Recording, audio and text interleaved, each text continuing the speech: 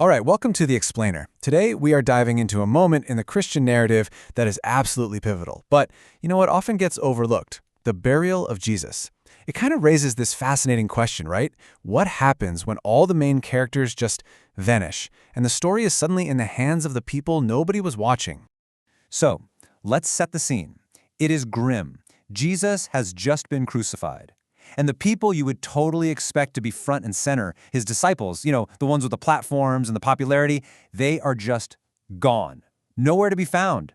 The whole stage just went silent. This creates a huge problem. I mean, the body of a crucified criminal, typically it was just left exposed or worse, thrown into a common grave. So, without a proper burial, that was the really dishonorable fate that Jesus was facing. But this is where the story takes a really fascinating turn. The people who step up are not the ones anyone saw coming.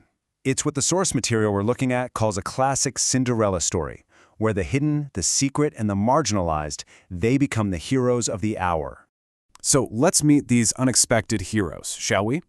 We're going to start with two men who risked, well, pretty much everything. Their status, their safety, their reputations. Now, what's so cool about this is how each of the four Gospels gives us a different piece of the puzzle about our first hero, Joseph of Arimathea. Matthew tells us he was rich. Okay.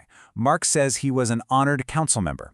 Luke then reveals that he secretly disagreed with the council's decision to crucify Jesus. And then John just comes right out and calls him a secret disciple. So you've got this powerful man living with a completely hidden allegiance. And get this, John's account then introduces a second high-ranking figure, Nicodemus. You might remember this guy. He's the religious leader who came to Jesus secretly, under the cover of night to ask questions. He's been hanging out in the background this whole time. But now, he steps right into the light. And their contribution? It was just, wow. Together, they didn't just do a simple burial. Nicodemus brought an astonishing 75 pounds of myrrh and aloes. 75 pounds! Now, to put that number in perspective for you, this was not a standard burial. Not even close. An amount that large was reserved for one thing and one thing only: the burial of a king. This was a deliberate, incredibly costly, and profound act of honor.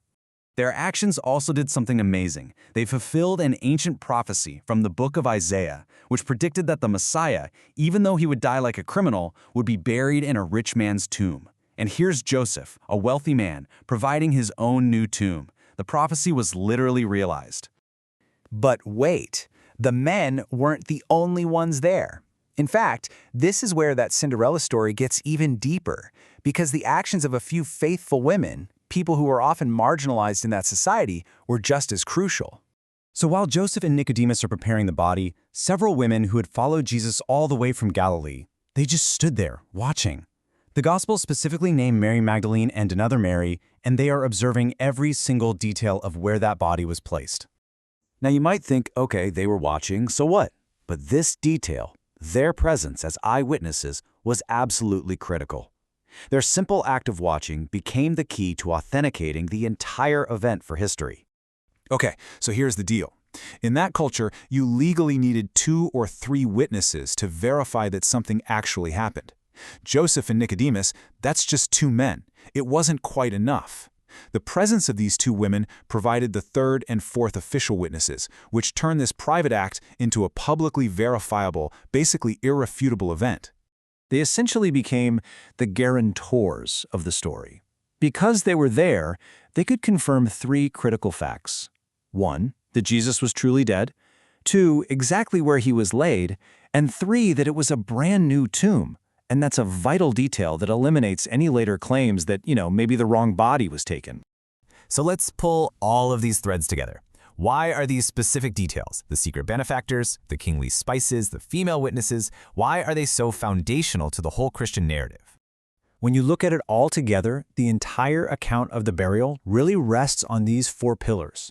You've got the royal preparations, showing he was honored as a king, the eyewitness testimony, which makes it all verifiable, the fulfilled prophecy, linking it to a bigger plan, and the unused tomb, which perfectly sets the stage for what happens next.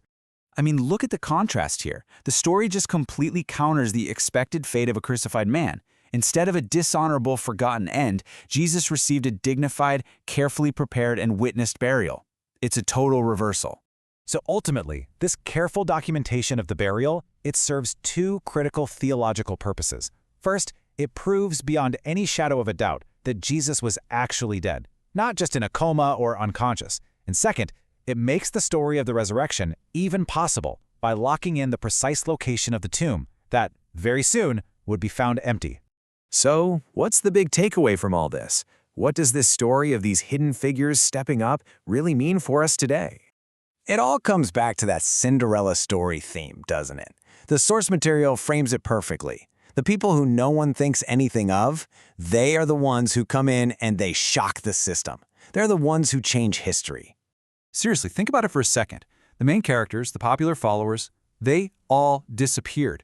The most crucial moment of the narrative depended entirely on the quiet courage of a secret disciple with wealth, another one who operated in the shadows, and a few marginalized women whose only power was their faithful presence. And that kind of leaves us with a really powerful question. This story proves that when history turns on a dime, it's often not the people on stage who matter most, but the ones nobody is even watching. So, when your moment comes, that unexpected call to act, will you be ready to be the person that nobody saw coming?